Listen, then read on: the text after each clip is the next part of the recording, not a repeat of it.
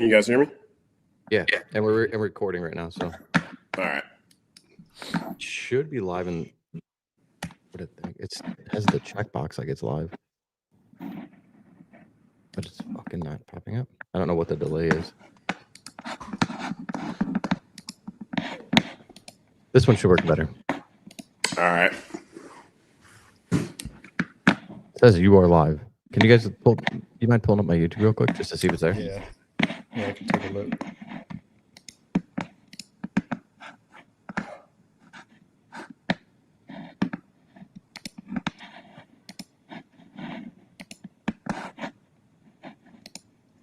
Yeah, I think I see it. I'm just it's making me sign in, but yeah, there it is. Okay. Well.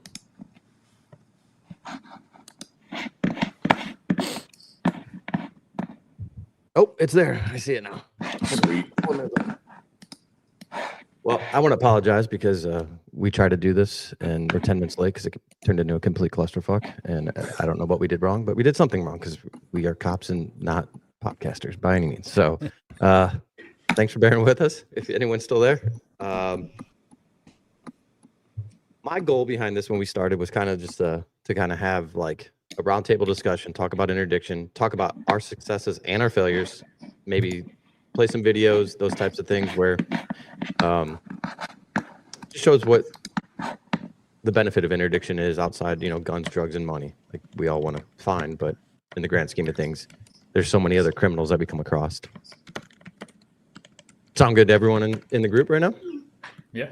Yeah. Heck yeah, man. Let's do it, man. That's what it's all about. It's not all about. You still getting your stuff ready to go live in other places? Yeah.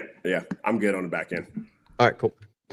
Well, I think to start it off, Nick, you kind of broke away and you started your own company. How's that going for you? Dude, it's been going good, man. It was definitely scary in the beginning, but like anything else, especially with interdiction, man, once you do it and you just be consistent with it and consecutive with it, man, everything just starts falling in line. So for all those out there, man, I definitely say just do it. Just try it. It's not scary. It is a little scary. It's a lot of time consuming. You're putting all the weight on your shoulders. You have to do it all yourself. That's being an active cop and trying to manage. Yeah. Trying to manage both is challenging. Yes, it is, man. But no, I love it, man. I love teaching. Do a lot of free stuff. Do a lot of in-person stuff. That's what I'm all about, man. I definitely love just being in person, man. Teaching. I just recently went to Jeremy's class out in Lubbock, and damn, dude. Damn good class, and I walked in there very humble. I walked away with a lot of notes. So yeah, learned a lot of shit. So good shit. It was definitely Nick the celebrity in the class because everybody kept recognizing him. Like, dude, is that Nick Jackson? dude, I'm in class. I have my hat real low, and people are like, "Are you?" I'm like, "Yeah, I'm Nick." I was trying to sit in the back. I saw you signing autographs in the back. So don't Not even, bro. That wouldn't surprise me one bit if Nick was back there signing autographs. No, not even, man. You kind of stand out though, man. You're a tall black dude in the interdiction world. There's not many of them. You know what I mean? You know what? I can think of 5 Mo. Yeah, Mo's the other one that comes to mind always. But there's not a lot. Yeah. Oh man. How's everything going with you, Jeremy? Everything is good. I just everything's been going good with ACID. Everything's been going good at work. This time of year is tough for me because it's hunting season, and so I've been doing that a lot. I got back from a trip to Wyoming, and now next week I'm leaving on a trip with Bauer. We're actually going to do a backpacking deer hunt in Arizona, and then as soon as I get back from that, I'm going to Kansas, and I have a class in Kansas, and then right after that I have a deer hunt. So those ones lined up perfect. Like right after my class, I'm driving straight out to the deer camp and gonna hunt some whitetails from 3 stands, which I haven't done ever. So me being a non-hunter, this is my favorite time of the year because all you guys, most interdiction guys, like are all hunting. I'm like, yes, shit's gonna get to me in Indiana now. Like finally. Yeah. Yeah. Yeah. All right. So this is a question that I always get. I'll pose it to you guys first. Jeremy, you have very good weather, so do you put people in the front seat of your car all the time? Sometime? Pretty much all the time. The only time that I wouldn't put somebody in my front seat is if I got a hinky feeling about them. Like if they're some type of gangster or real criminal, or sometimes like I've had one or two where they're, and I don't like to like talk about people's nervousness necessarily, but like if somebody is so nervous that I'm like, man, this guy could like make a really bad decision very easily based off how they're acting. Sometimes I'll have them stand to the side, and rather than put them in my front seat. But for everybody else, for the most part, yeah, they go in the front seat. It's just a lot easier for me. I can have a good conversation with them without a bunch of distractions. It calms them down, and it works really good. You get everything that they're doing and saying on camera really well. It's great evidence against them, and I just don't really see any negatives from it. And I've been doing it for quite a while now, many years. What about you guys? Before working in interdiction, you also were you were a general cop, right? Like you did general patrol stuff. Yeah. In that world, were you putting people in your front seat or no?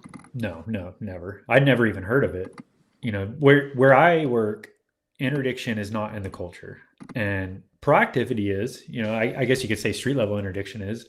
We were going out, and you catch a gram a day keeps the sergeant away, basically, and you're trying to like hook and book every single day is what it was. But like high level interdiction, putting people on the front seat and doing that type of stuff is just not like it. I'm kind of like the first one on my department that has started doing it. Nice. What about you, Nick? Yeah, man. You went to multiple different agencies too. So at what point did you start using the front seat technique? Literally my current agency, man. And I've been here over 10 years now. And yeah, watching some of your stuff, man, coming in, a lot of the front seat stuff, man, I picked up from Sean. And then that was just like I was very scared to do it. I'm not going to lie. Like a lot of guys are out there, like I'm very nervous about putting someone in my front seat because it's ingrained in us in these academies, officer safety, don't put anyone in your front seat. And that is very true when you start looking at like a lot of low level, when you're in an inner city metropolitan area. Very, very true. I don't even encourage it. I tell people straight up, if you're in working metropolitan and that's your go-to area and your customers that you're dealing with on a day in, day out, I probably wouldn't do it. And I show 3 different methods of how to do it in my class. And man, front seat interview, again, it's scary until you do it. And then once you do it, man, you realize like it's actually not that bad, right? And then on top of that, a lot of people just don't realize like we're doing front seat interviews with high level, mid-level individuals, right? We're not talking street level, thuggish type of stuff, street level crime individuals. We're talking about people that are business-like, wearing suits, traveling cross country, family oriented, so there's a big difference of people that we put in our front seat. And I know all of us have preached about that, a number of times, like we're not putting thugs, so to speak, in our cars. We're putting legit people, like, or trying to at least blend in, right? Because I stopped some Latin Kings or gang members, but they're dressed up, button up shirts, slack jeans, tennis shoes, well dressed, trying to play the part of a well mannerism individual. Those are the individuals we're putting in our front seat, right? Because they're trying to blend in. So, yeah, it was definitely scary. Took my agency a little while to get comfortable to it. And now they only actually allow it just for our interdiction team. There's 7 of us. So the rest of our agencies, they do one of the other 2 methods that I talk about, either leaning through the window or just standing on the right passenger side, and which is very common actually in Mexico and Arizona to have the driver come out and stand on the right side of the vehicle and do that. So that's pretty much what we do, so it's scary until you do it. Yeah, it took me 2 years of working in it. So my first 5 years, general patrol, never put anyone. And then I would see the interdiction guys putting people in the front seat. And I thought they were the craziest people in the world. Like I was like mind blown by it, because I just didn't understand or grasp the concept that they were going for. 2 years of working interdiction. And mind you, up here from November till February, it's negative 10 degrees with snow blowing every which way possible. So like, it's almost impossible to work interdiction if I'm going to have people step out of their car. Like there's no way that it's even a reasonable request when it's that cold. So about 2 years it took me. And what really made me start to feel comfortable is I started to train like defensive tactics, weapon, like drawing my weapon from a seated position, also like shooting from that position and intermediate weapons and all those things. And then after that is when I started to feel more comfortable putting people in my front seat, because I realized that I have a lot more space and a lot more movement than I realized in the front seat of your car. And you also have a lot more control. They don't have a lot of movement if they haven't, and who's trained to like fight in the front seat of a car. So for me, it took me time to train with defensive tactics and weapons and stuff before I really did feel comfortable. It took me about 2 years of working interdiction before I started to deploy the front seat. It would always be get out of the car, kind of do the interview on the passenger side of my car, just so they're out of that like unchecked box. But still, it wasn't cars going by, people that aren't standing on the side of the road at 70 miles an hour on a regular basis. They're going to be nervous and uncomfortable just because that's not normal. So until I started to get people in my front seat, I started to read that behavior a lot better. But it took me a while to get there. Yeah, Jeremy, you I've always something. pulled people out of the car, even on patrol. I pull people out of the car. We stand on the shoulder, a little bit ways, and I would run them over the radio and talk to them while I'm running them, and that's how I would get into cars in the past. So it wasn't a big leap or a big transition for me to go to the front seat of the car. It was more of just, hey, like I'm doing stops on the highway now, and it's loud. All these cars going by is very distracting. Sometimes you can't hear people. Sometimes I would be talking to people and the body cam isn't picking up the audio well. So when I'm going back through my reports and I'm trying to write down exactly what they were saying, sometimes you can't even hear it. So putting them in the front seat just solved all those issues for me. And I've never had a single issue. I have had, well, I take that back. I've had one issue where after I found some dope, I didn't go and handcuff the guy right away. He saw me find the dope. I had his phone on my dash away, like on the driver's side, and I go back on the body cam and I see him reach over, grab his phone, and break his phone. So that was a learning experience for me. So now once I'm at the point where it's time for handcuffs, I don't delay that anymore, and I haven't had any other issues other than that. See, so for me, sometimes I enjoy giving them their phone and no one has right to privacy in a police car. So anything they say, and you'd be amazed. I mean, my camera sits right in their face. It's right on the dash, but they have tunnel vision because they're so stressed out. And they say they say a lot of incriminating things. So I don't mind, but sometimes being like, hey, here's your phone. Hey, you want to call your girl, let her know that, this is what's going on. You're going to jail or something like that. And they say a lot of incriminating stuff, and it can be used against them because you have no right to privacy in a squad car. I never, knock on wood, I've never had someone break their phone in half. So that might be a it's funny you mention that. I mean, it worked out because it's great evidence against him. Yeah, true.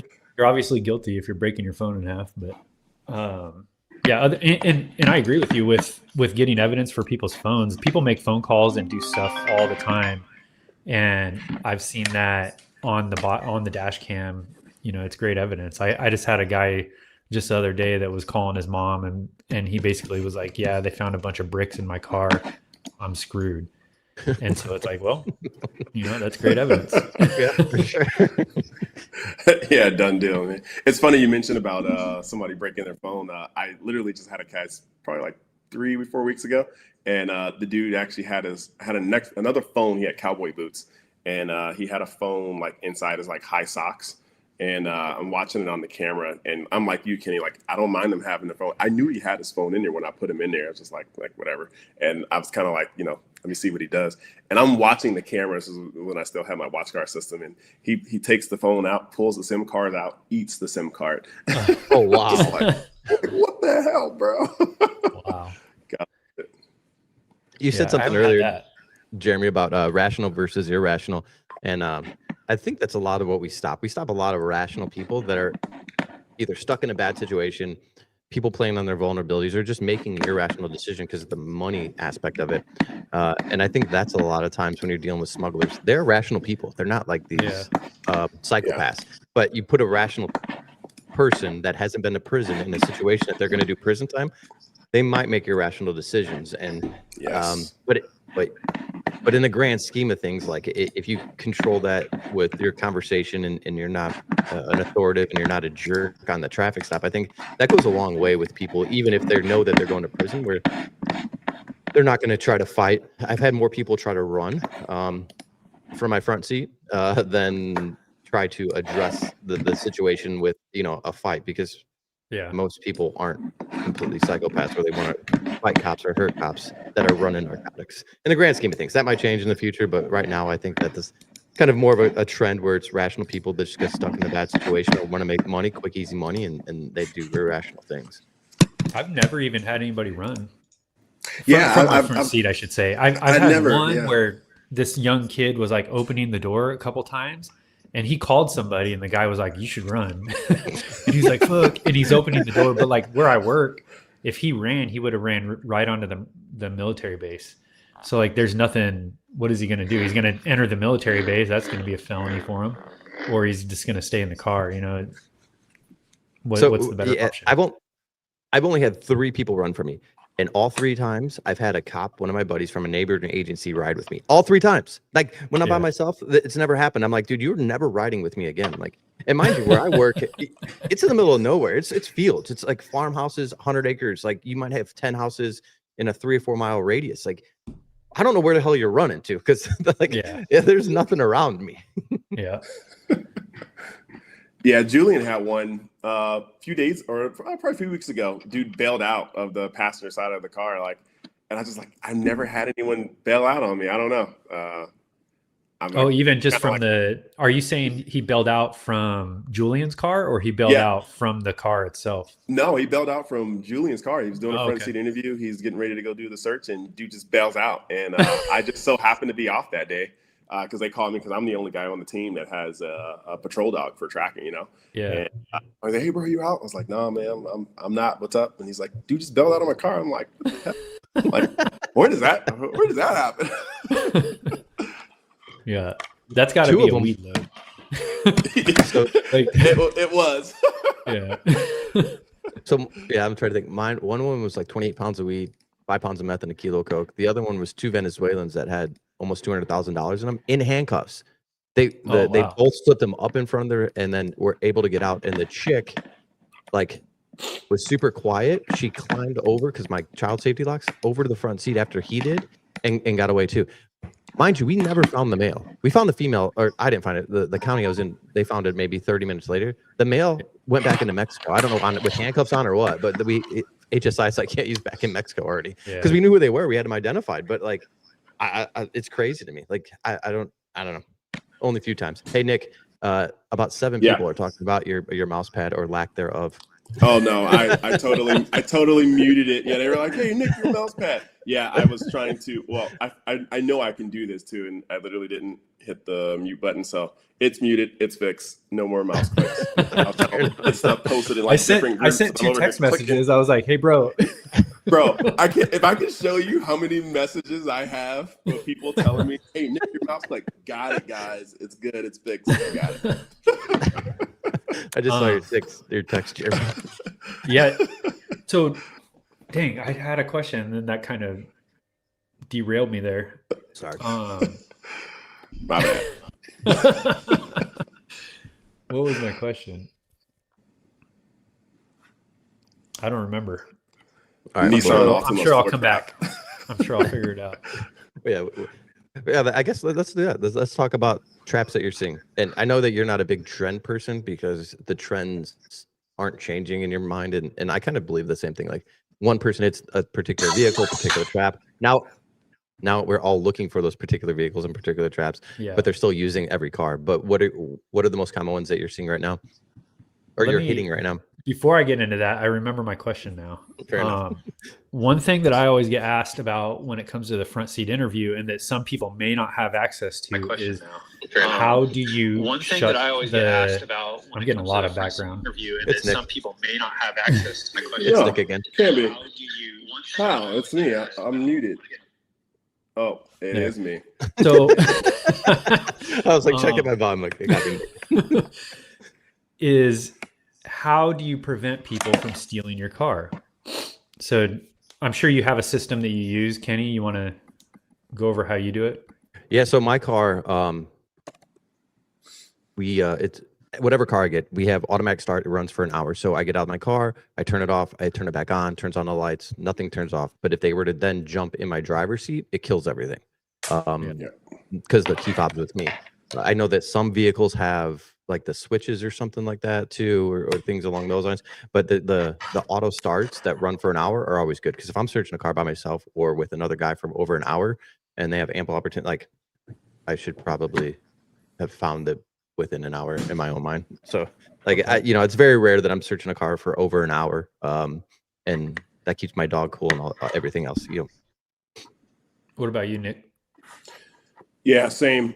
So my vehicle set up a couple different ways, kind of the same security measures Kenny talked about. So if I get out of my vehicle and I do whatever I need to do, I don't want to talk about my physical security, but if I get out of my vehicle, if someone were to jump into my driver's seat and attempt to press the car and drive, because we have those stupid fucking buttons, if someone were to press one of those buttons, the car shuts off, the siren and the lights cut on, and the window for my dog goes down. So that's obviously a clear visual and audible, alert for me that somebody's in my driver's seat. And I even tell them, I say, hey man, see the screen right there? Because you can see it from the passenger seat, because I've sat there and I've looked, and it has something to the effect of like driver seats protected, key fob, like disabled, something like that. I forget the exact verbiage is, but I tell them, like, hey, the car doesn't start without me. Hang tight, I'll be right back. If you try to take off, the car is not going to go anywhere. So I straight up tell them that. So that way I'm already taking it out of their thought process. And the only other avenue for escape is to get out and run, which I work in the desert. And if you run, I can see you for 100+ miles. So like, I'm not going to chase you. I'm going to wait until the cavalry gets here, and then we're going to drag you back in super tired. Yeah. Yeah. My car's set up the same as I have one of the switches that you were talking about. So it's just a kill switch. And essentially when I get out of the car, I hit the kill switch, I can take the key out. And then if anything inside the car is touched, it just kills everything. Yep. Obviously the lights stay on still, but that's how we prevent anybody from potentially trying to steal the car. And I do that everywhere. Anytime I get out of the car, I hit the kill switch, take the keys out. So like if I'm getting gas or I'm at a convenience store, whatever it is, the keys are always coming out. That way you can prevent people from jacking your car. The problem for a lot of the patrol guys is, at least on my department, is they don't have that feature. So they're in a position where they're going to have to turn the car off. So if it's hot out, then you're leaving somebody in your front seat where you're turning the car off, the AC is not running. So usually I just tell them, if you interview somebody in the front seat and you got to turn the car off, just have them hop out and stand somewhere to the side that you can keep an eye on them while you're searching. Now, Jeremy, is that just because your unit's a K9 car, or is it just because they're not part of the... Okay. All of our K9 cars have the kill switch so that you can leave it on and leave the air conditioning running for the dog. Have either of you ever had someone try to get in the front seat at all? No. Never. Same here. Okay. Yeah, same here. Yeah. I mean, I've always... I don't know if this is real wood, but I'll knock on it. I'm pretty sure this whole table is not wood, but...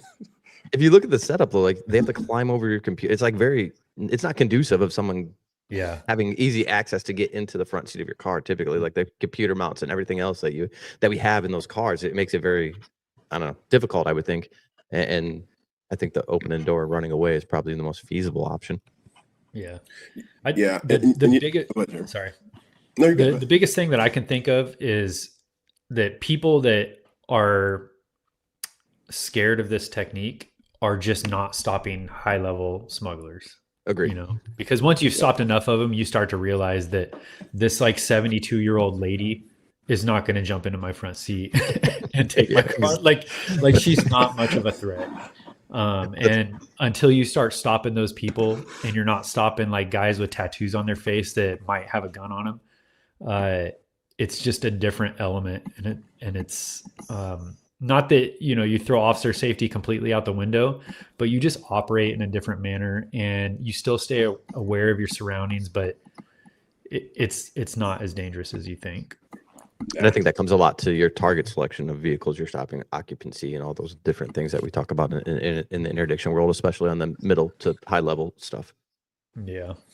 Yeah, I mean, not going after those Nissan Altimas with, black tinted out windows and, 15-inch HUD caps. Like, yeah, if you're not going after those, you're probably going to come across some high level stuff. I always tell folks, man, look at the last 15 to 20 felony arrests you've made. And from that, look at the types of cars you're stopping. Look at the type of individuals you're stopping. And then the number one question we probably all get is, how do I get to the mid-level, high level, right? Because they want to find those individuals. And I tell them it's like target selection. Like, Jeremy, you hunt, I don't hunt, and I'm like Kenny, when you guys go hunting, I'm like, yes, go. I'm going to get more love after out hunting. So I tell them, like, look at the cars you guys are stopping, and then look at all of the cars you're not stopping. Those are the ones that you got to go after. And if guys and I get it, like, these get the dudes that work in like Georgia and Arkansas and Oklahoma and Texas, where they can pit these cars. Like, I work for an agency. That's not really something we can really do, unless there's like a lot of going on. So, man, like, I can't even tell you the last time I had a pursuit, but I can tell you the last 20 cases I've had, for mid-level, high level, because I'm not going after those low-level individuals. And the moment you step away from those, as sexy as your brain is going off to those types of cars as they drive by. I mean, me and my guys, we sit in a meeting, we see those cars go by, and we look at each other and we're like, nope, not today. Let those guys go down the road, because we don't want to deal with it. You're going to get a headache, you're going to get a complaint, you're going to get a use of force. Not worth it. I'm good. I'm good. Yeah, I always tell everyone that comes from a city, I think the hardest thing is going to city to work the highway. And I always tell people, I'm like, nicer cars, less occupants. Like, that's just a formulation. Like, just, all right. I know it's the easy when you work in the city, what you're trying to do and maximize, occupancy, so you can get warrants, guns, more people, more chances that you're going to get something out of a car. I was like, different mentality, different mindset on the highway. Look for nicer cars. You got to think these people are making all kinds of money. Like, it's insane the amount of money that they have the capabilities of making. The last I looked, it was between 8 and 900 billion industry annually, like the narcotic trade across the world. And I'm like, look at how much money they're making. You don't think that they're going to be driving nicer cars, like, that are going to be blending in with everyone else? They don't want to be driving a piece of shit on the road with 4 people in it, and knowing that inner city cops that's what they're going to go out there and stop. They're trying to blend in a lot better than that. It's like the complete opposite. It's, when you're working patrol, you see 4 heads in a car at 3 a.m. Like, that's your car. That's the car that you want to go stop, because they're probably rolling around doing robberies and whatnot. And you're going to get a gun out of that car for sure. And it's just straight up complete opposite. Is if I see 4 heads in a car now, there's very little chance that I stop it. Like, very little. Yeah, I can't even think of the last time that I stopped 4 heads in a car. It would have to be like something. Yeah, it would have to be a lot going on with that vehicle for me to stop it. My biggest meth load today, which I'm still trying to beat, actually had a family of 4. So yes, but it took a lot for me to stop that car prior to stopping that individual. So I'd love families. I never tell people, don't overlook them. Just do your due diligence, do your homework, and if you see that reaction to your presence, especially if you're like stationary or maybe you're slow rolling, whatever you're doing, that's something to give it a good look and see what's up. I mean, and that's interdiction. When you're doing cold stops, yeah, you're doing a lot of having to hunt, and it requires you occasionally to stop these vehicles you wouldn't normally stop, talk to the drivers, talk to the passengers, and see what's up. Families are huge for us. Families and women with kids.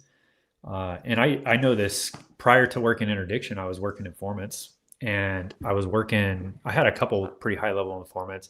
One that his job was recruiting for the cartel, and that crew specifically would only hire women with kids and they were crossing the border and whatnot. So anytime you see women with kids and you see a family unit, if everything else is there, like, don't shy away from it. You need to stop those cars, because for one, you have multiple occupants that you can talk to, and you're going to get discrepancy in their story a lot easier than just one person. So you're going to build reasonable suspicion a little bit better. And 2, they 110% prefer to use them. Like, they'll use a single dude if they have to. Like, that's like the last resort, but they will for sure be using women and kids and families if they can. Yeah, you took everything out of my mouth. Yeah, when it comes to families, I don't consider that like 4 20 to 40-year-olds in a car. That's a family. And if everything else is there, like you said, it's definitely worth stopping and having a conversation with. Yeah. I'm going to go ahead. You're good. Go ahead. When you had asked about like trap trends, I'm real big on, I don't think that trends are necessarily a real thing. Like, is it possible that there's a trap builder that, specializes in a certain trap and a certain type of car, and so a DTO goes out and buys that specific car and they have a lot of them, yeah, it's possible. But you got to think that there is so many drug trafficking organizations out there that if you're only focusing on one type of car or one type of trap, you are for sure missing everything else.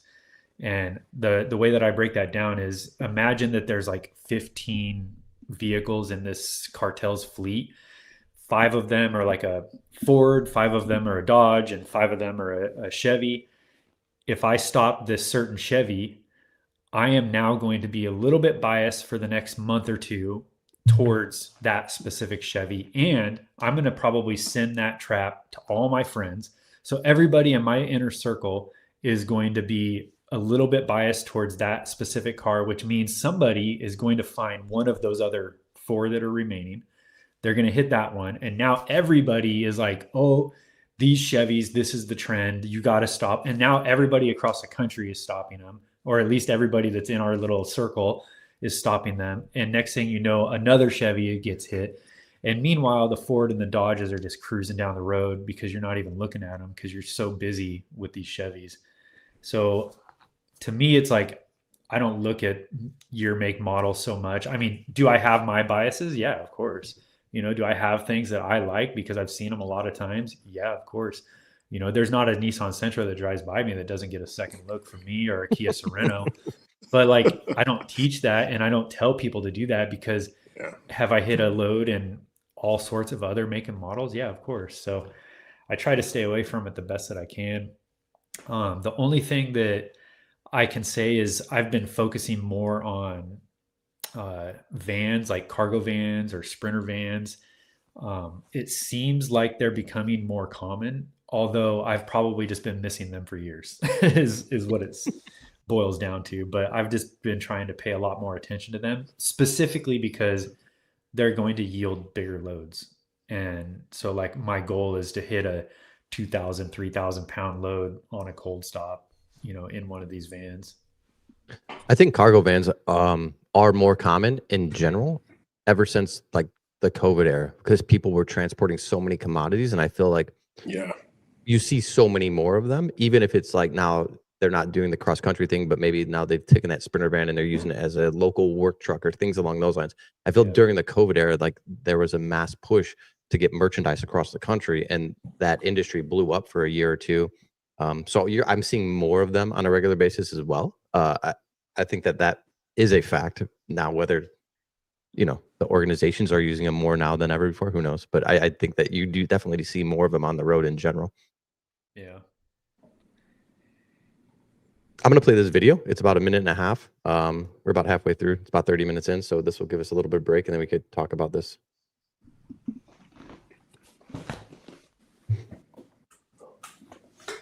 Have you guys seen this video yet? I don't think it's going to be the Kansas Highway Patrol say a routine traffic stop on the interstate became more than routine after a kidnapping victim was discovered. A trooper with the KHP Criminal Interdiction Unit stopped an SUV for a traffic violation. Two men in their 60s and a little girl in the SUV. It was found the front seat passenger had a warrant for his arrest from another state for kidnapping a 6-year-old girl just a month prior. And the driver, a criminal history that included homicide and numerous weapons violations over the years. After backup arrived, the troopers safely removed the little girl from the vehicle. The 6-year-old gave the trooper a false name and false date of birth. She had been coached to do so and lie in an attempt to keep the adult out of jail. However, the trooper calmed the girl down and got her to tell him her real name. She was the kidnapping victim who had been with the suspect for over a month on the run. Thankfully, the girl unharmed. Men were taken into custody. We've reached out to the Kansas Highway Patrol for more information. Click the bit link for updates and what we know up to now. I'm Shannon Becker, KOAM News Now, Joplin News First.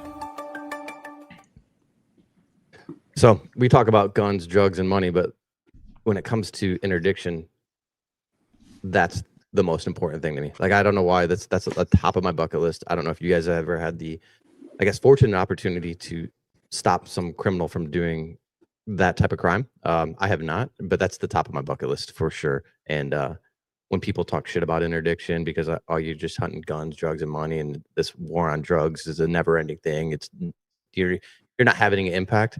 I don't give a shit any about that. Like, we are having an impact, but like if you stop that child, like who knows where that child would have ended up. And interdiction guys are out there stopping, and girls are out there stopping those crimes from happening, as well as the guns, drugs, and money. But like that right there just takes that one to make interdiction worth it all.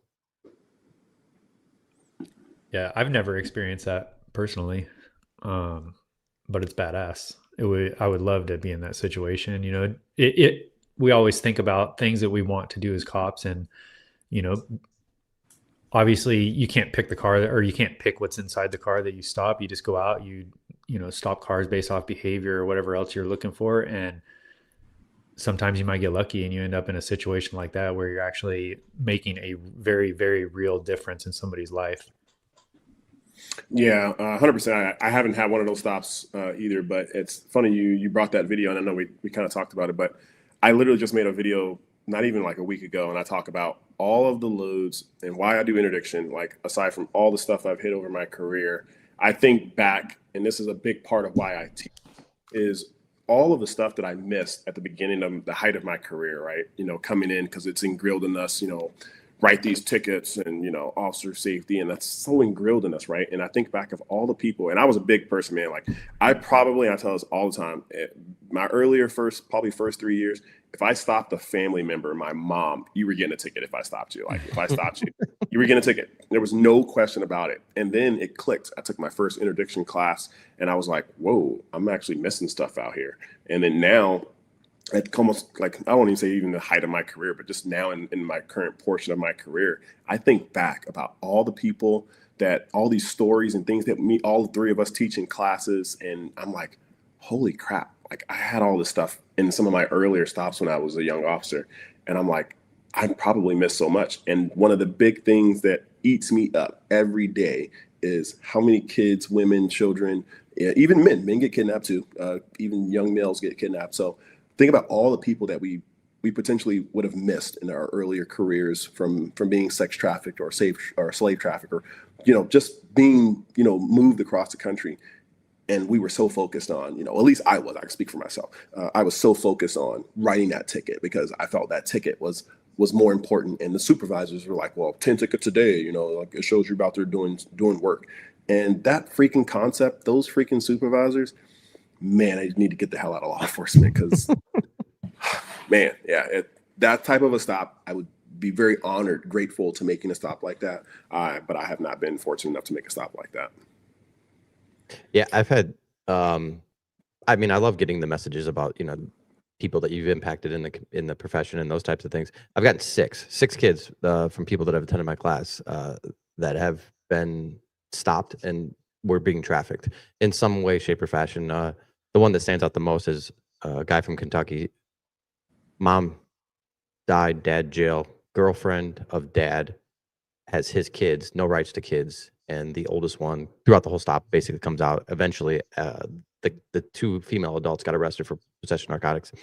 And then the oldest one basically said, yeah, that's my dad's girlfriend. My mom's dead. My dad's in jail. And they said that they're taking us to Alabama to be sold. That one sticks out. Like, I can just remember getting the message and sitting there reading it, like, in complete fucking shock.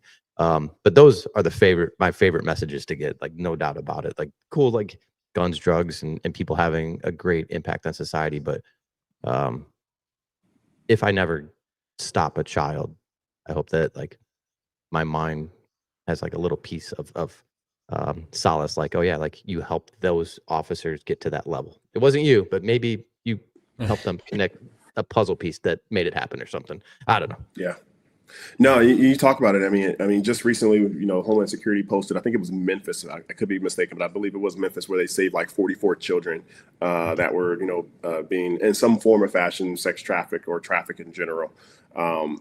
And you think about, okay, that's 44 that they rescued in the city of Memphis, right, off a major corridor, you know, I-40 and I think the other highway as well that runs north and south.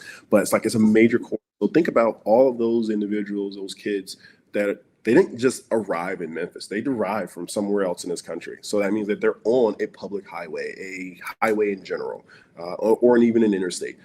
Think about all the kids we're probably, you know, I hate to say it, but it is factual, because if it wasn't, we would be hitting more cases where we're rescuing kids on a more weekly basis. I think a lot of us are missing it.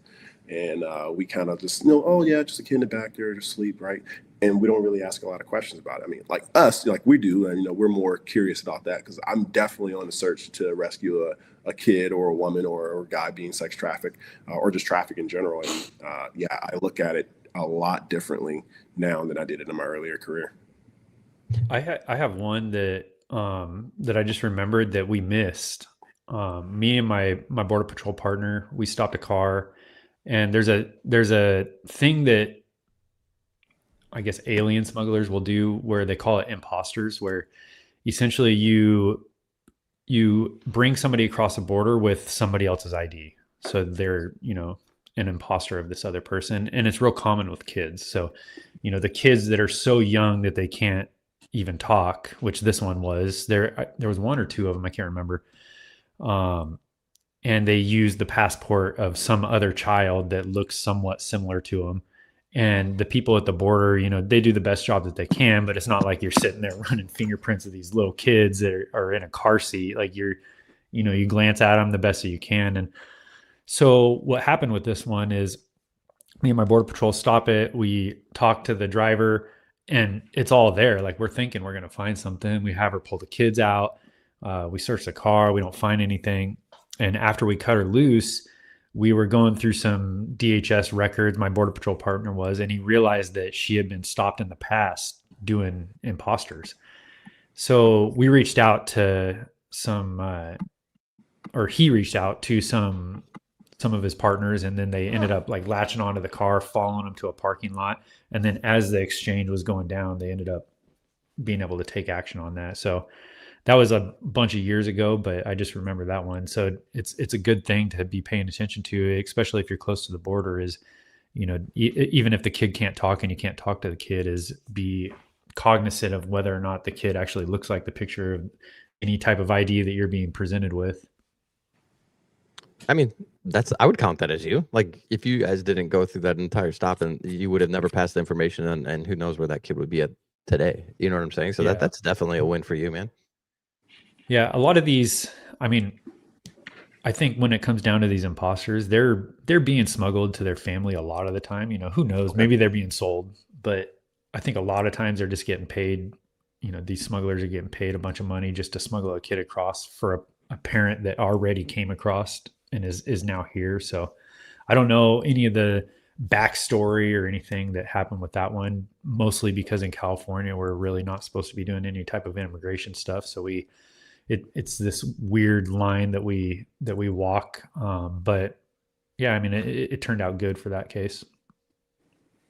Yeah, I actually, funny you mentioned that too, Jeremy. I actually had a case like that where a young girl was with her uncle traveling across country. But, you know, this young girl, she had one of the things I look for, like, does the kid have a cell phone? Are they on social media, or do they have their own form of like communication type of deal? And this young girl did. She was like 16, but I was actually able to get to the bottom of their story and determine this wasn't her uncle, and he was actually just being paid to transport this young girl to her family, who was already here illegally. And this was during like the Biden era. But yeah, it was one of those. But like, I did not want to leave that stop, you know, and I have a daughter, you know, almost her age, and dude, that stuff is really hard to work, especially for a parent.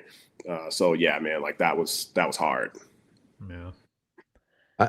I always at least try to talk to the kids to gauge if they're at the talking age, to gauge their, I guess, engagement with law enforcement. Because even if, from my experience, even if I stop a criminal, the kids still seem to like law enforcement until a certain age. So like they're still happy, like joking, laughing, and I kind of try to gauge that in to help me gauge like whether they're there willingly or they're there and they don't want to be there. They don't know the driver, without making it so overt. So, you know, like 5, 6, 7, I'll start waving, talking, like, you know, having a little bit of a dialogue with them to see if they're receptive or if they're like completely shunning me out for some reason. Yeah. What's another common question that you get, Nick? You get tons of them. Dude, I got a lot.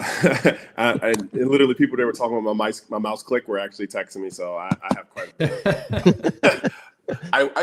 And listen, and I tell people this all the time. Listen, if you have a question, shoot it to me. I love questions, and I wake up to so many: Instagram, Facebook, Messenger, all that stuff, man.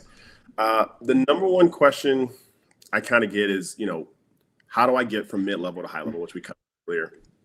But one of the more common questions I get is, hey, I stopped this car and they're nervous, right? I talked about this kind of yesterday on one of my lives.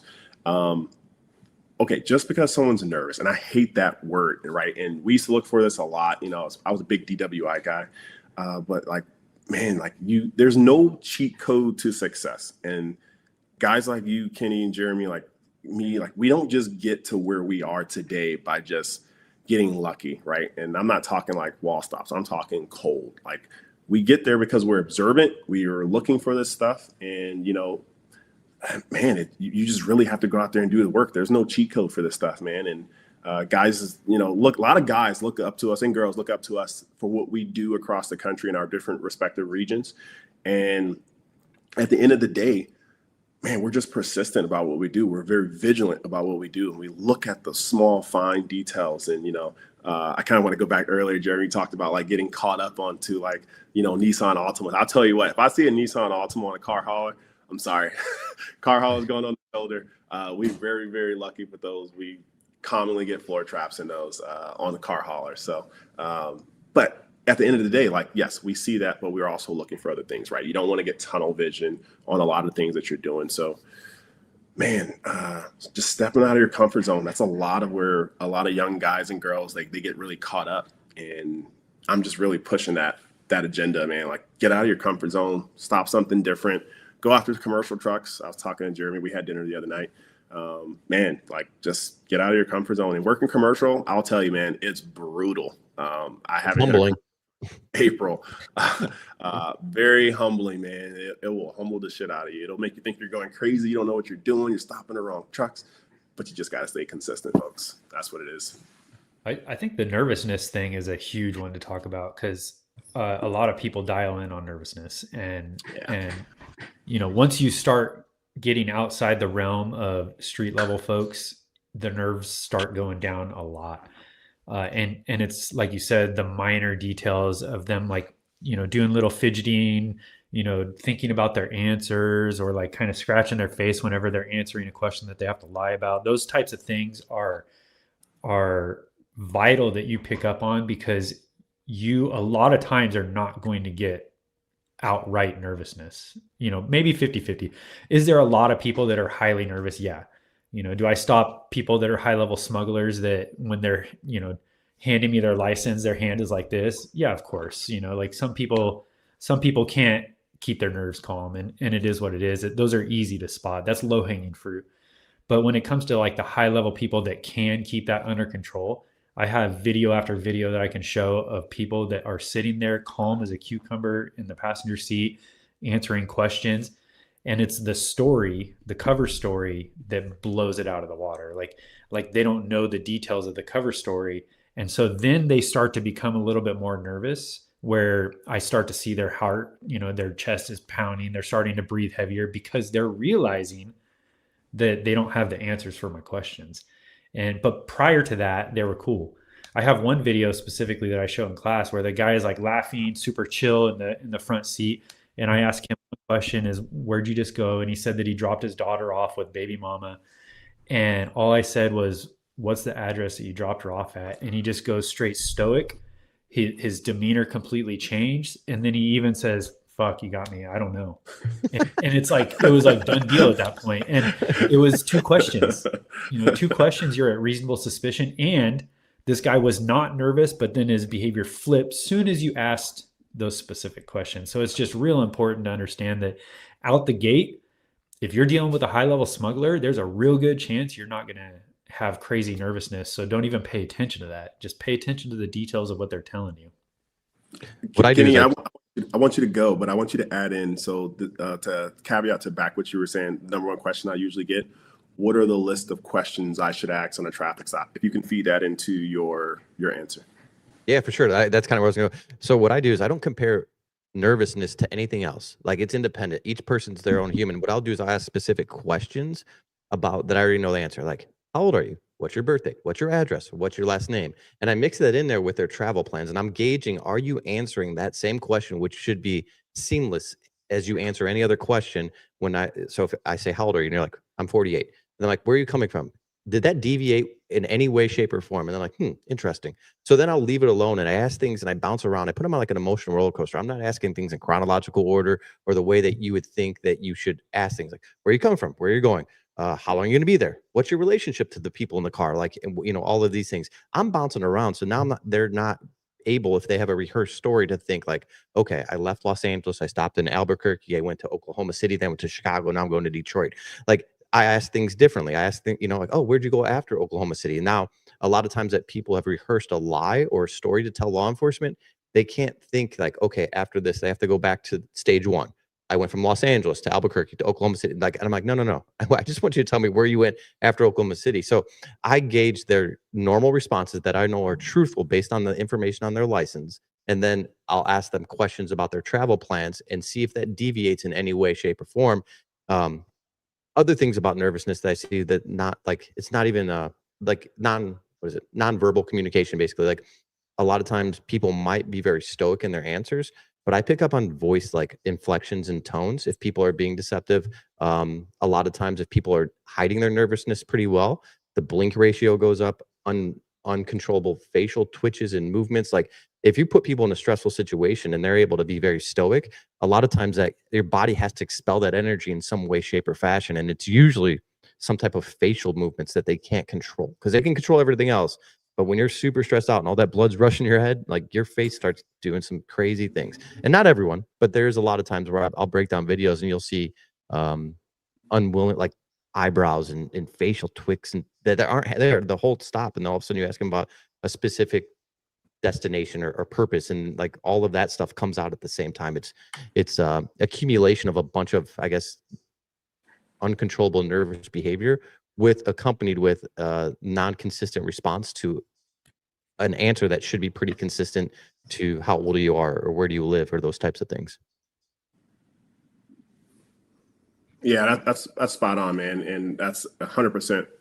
I have to agree with you, man, on that, man. That's exactly what I teach. What I know we all teach. Jeremy's video, he talked about with the gentleman 2 questions in, and he's dead ass. I mean, that's exactly how it went. So there's no list. There's no magical list that we interdiction officers we have that we address people. We ask people questions and they give us responses. And from those responses, we just formulate another question, right? And we're looking to see if it's a, Jeremy pointed out, cover story. You pointed out, Kenny, fabrication. So all we're trying to find out is, like, is this a cover? Is this a fabrication? And we're asking specific questions that most people would think they would know the answer to. And it's a question that we know that they wouldn't most likely not plan for. So Jeremy talked about, like, hey, what's the address of where you dropped your kid off? And the guy's like, I don't know, man, you got me. like those questions, like, they plan for, yeah, I went to LA, I dropped my daughter off and I'm heading back. Cool. But what's the address? And they don't plan for that. And when you hit them with that, it's a spontaneous question. And we start seeing, Kenny talked about it, the verbal and nonverbal behavior and reactions. And that's what we're looking for. And we're gauging that off of the baseline. So it goes right back to, you got to do the baseline, folks. You have to talk to people. And if you don't talk to people, you're going to miss it. I mean, and we've all missed stuff. I know all 3 of us have missed loads. And then we think back, like, shit, yep, I forgot to access. Maybe I should access. Cool. I'm going to flag it. I'll stop them next time. So it happens. Yeah, it's real important to think about when it comes to interdiction, especially high-level smugglers. They are traveling from A to B, right? That could be anywhere in the country. It doesn't matter.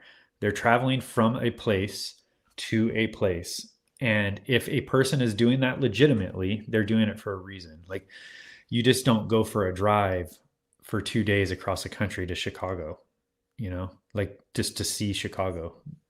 Maybe it's happened a couple of times in the history of humanity, but, like, there's very few people that just spontaneously do that. They probably have a reason why they're going there. They probably have some type of plans of what they're going to do when they're there. They might even have hotel reservations. They might have a number of different things. And all you got to do is just ask them the questions that go along with that story of, where are you coming from? Where are you going? And what are you doing? And the cover story is going to reveal itself if you ask about the details. And it doesn't matter if it's short distance. It doesn't matter if it's long distance. Everybody in the interdiction community that hits loads regularly all ask the same questions for the most part. There's, not every person is going to have the same exact questions, but like we all are asking where you're coming from, where you're going, and what are you doing on your trip. And there's a reason for that, because the people that are smuggling in my area are going from San Diego to LA, which is a short distance. You know, it could be an hour to 3 hour trip. The people that are smuggling for you, Nick, are potentially going from Los Angeles to Atlanta, you know, a very long trip. And same thing with Kenny. You might have some short trips, and you might have some long trips. So it doesn't matter the trip distance. All you're doing is asking what they're doing, and does it jive? You know, like are they able to answer those questions easily and explain it to you in a manner that you feel that what they're telling you is legitimate? Or do their answers, when you compare them to other smugglers, do their answers become consistent with a cover story of them saying something like, yeah, I'm going to go visit my friend. I don't know exactly where they live. I'm going to call them when I get there, type thing. Because it's huge, because especially if you stop them on the initial run, not the return, they're not going to know exactly where they're going most of the time. They're going to get told by the cartel, go to Atlanta, call us when you get there, and we'll tell you what to do. And so when Nick encounters them on 40 going to Atlanta from Los Angeles, they don't have they don't have that pre-planned cover story really, outside of maybe just, I'm going to go visit somebody. And when Nick starts asking those questions and the details, they're going to have to come up with an answer. And when they say something like, I'm going to call them when I get there, they're saying that because that's what the cartel told them to do. And it's easy to not lie about that.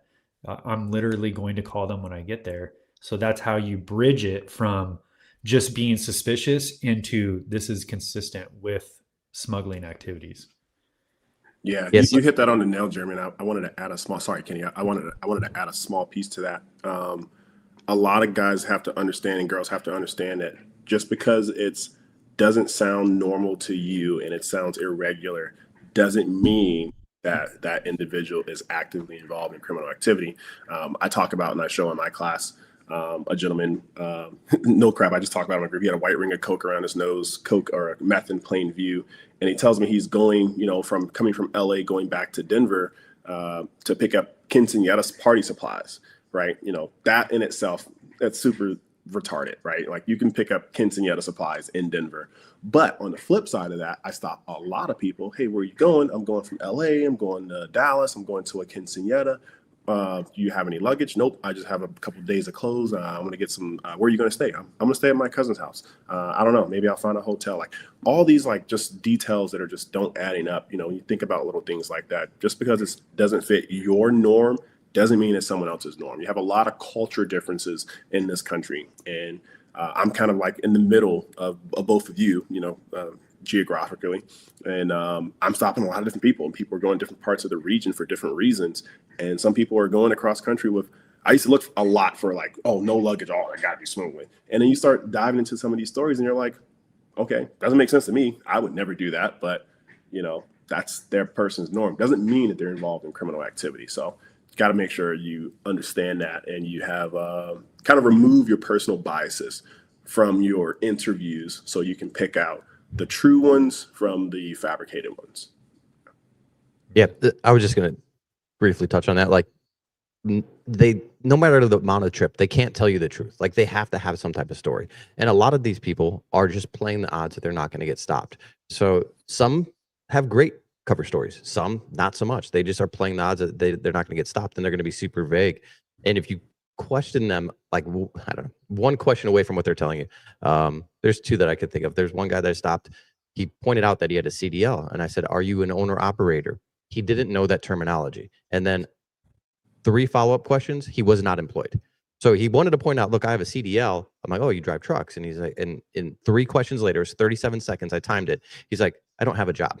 I was like, you're pointing out the CDL. I didn't even see it. So, like, you just have to ask one more question than what they're trying to give you. And it opens up so much of their conversation, because they're thinking impulsively. Like, right now, it's like that OODA loop. So if you put them off that OODA loop and they have to think and they just freeze, it's game over. Yeah. Agreed. Well, yeah. it's been an hour. So we're going to try to do this once a month whenever our schedules work out. As you guys can see, Nick's out, who knows where, some random place in the country. Because I'm in a secret place. I can't tell anyone. Clearly not my house. I'm definitely in a hotel. But yeah, so we're going to try to do it at least once a month, get together an hour. So if you guys have more questions, throw them up on any of the platforms, message us privately, and we'll definitely get to it next month. I think this is a great start to something cool. And then plus I get to talk to you guys, so it always makes it worth it. Yeah, it's been it's great. awesome, man. Great chatting with you guys. Hopefully everybody enjoys, the short little video. And next time I'll do a couple posts also. I'm sure you guys will as well. If you want to send me some questions, we'll answer them on here. Yeah, absolutely, man. Yeah, we'll definitely do that. Looking forward to it. Be safe, guys. Good luck. Bye. See you guys later. Go back to my mouse clicking.